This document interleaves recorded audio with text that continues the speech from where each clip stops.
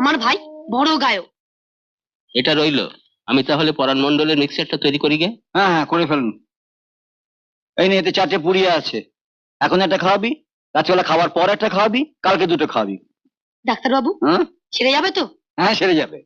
ও গান গাইতে পারবে? হ্যাঁ, পারবে পারবে।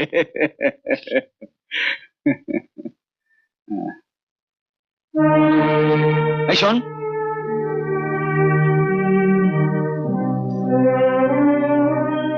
এই পয়সাগুলো নিয়ে যা।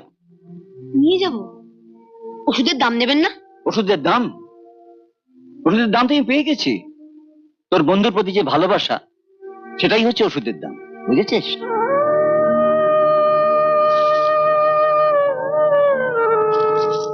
এবার থেকে দ্বীপের জন্য যদি কোনো ওষুধের দরকার হয় নিয়ে যাবি, দাম দিতে হবে না। দ্বীপ বড় গায়ক হলে তোর মতো আমারও তো আনন্দ হবে।